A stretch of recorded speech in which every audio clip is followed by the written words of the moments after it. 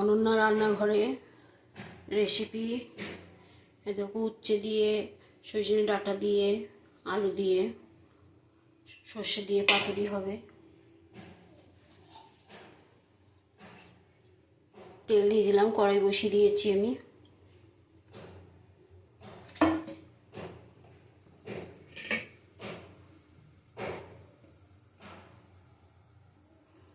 আমি একটা একটা করে সব ভেজে নেবো।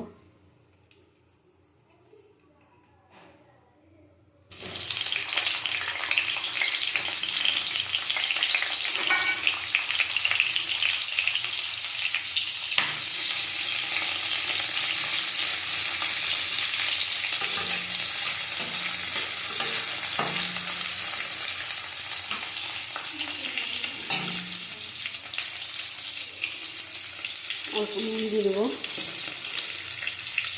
হাফ চামচের মতো নুন দিলাম।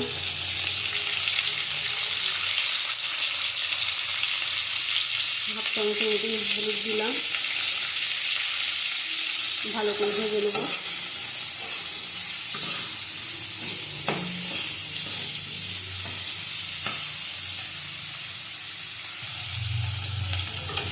দেখো উচ্ছেটা ভাজা হয়ে গেছে।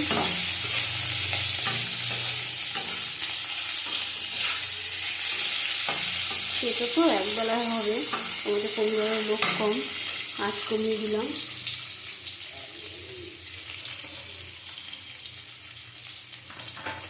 এবার একটু রাঁধুনি দিয়ে দেবো। দেখো রাঁধুনি, হাফ চামচের মতো রাঁধুনি দিলাম। আর একটু তেল দেবো।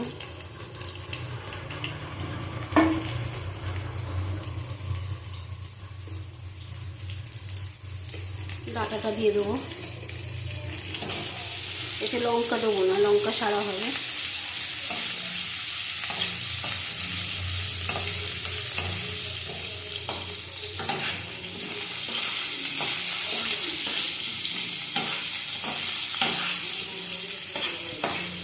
এবার আলুটা দেবো। আলুটা দেখো কেটে নিয়েছি, কেটে ভাপিয়ে নিয়েছি।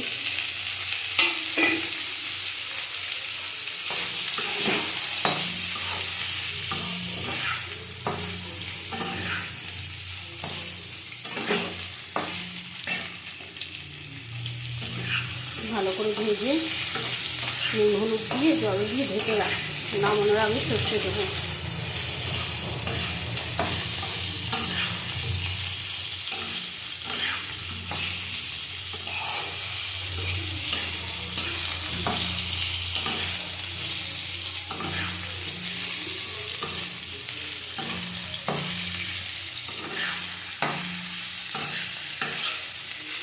দেখো আমি ঠিকঠাক কথা বলতে পারি না, আটকিয়ে যায়। কোনোদিন তো এইভাবে ফোনের সামনে কথা বলিনি। তোমরা হাসাহাসি করো না, ভাববে কাকিমা কী কথা বলছে একটু পাল্টা। নুন দিয়ে দেবো, নুন দিলাম। হলুদ দেবো, বেশি হলুদ দেবো না, তেতো তো, হালকা হলুদ দেবো 1 চামচের মতো। আবার ভেজে নেবো।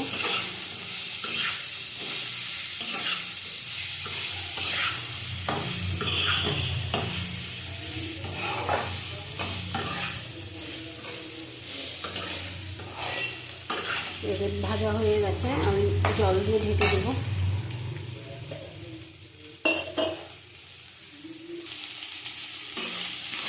দেখো সুন্দর ভাজা হয়ে গেছে। রাঁধুনির ফোড়নটাই ভালো লাগে, গন্ধটা খুব সুন্দর। জল দিয়ে দিলাম, অল্প জল দেবো সিদ্ধ মতন। এটাও শুকনো শুকনো হবে।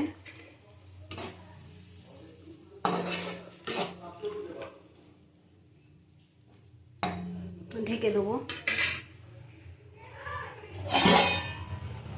ঢেকে দিলাম, 5 মিনিট মতন হোক। দেখুন এটা হয়ে এসছে। এর মধ্যে সর্ষেটা দিয়ে দেবো।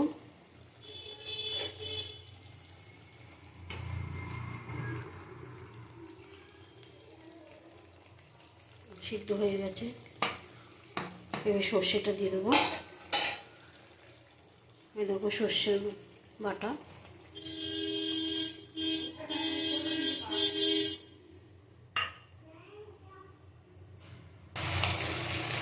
দেখো এটা হয়ে এসছে, নামিয়ে নেবো।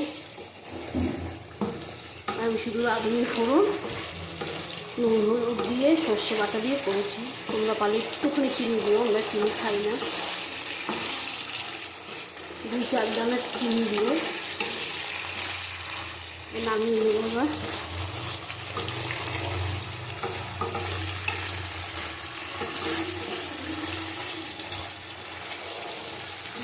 তেল বেরোবে, সেই তেলটা বেরোলে ভালো লাগবে।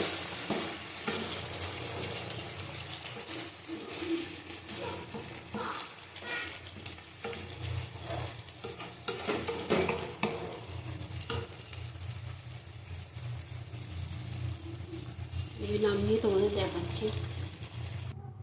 দেখো অনন্যা রান্নাঘরের রেসিপি, উচ্ছে দিয়ে, আলু দিয়ে, সজনের ডাঁটা দিয়ে, সর্ষে দিয়ে পাতুরি।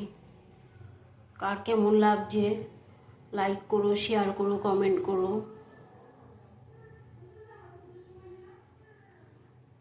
আবার পরের একটা রেসিপি নিয়ে চলে আসবো।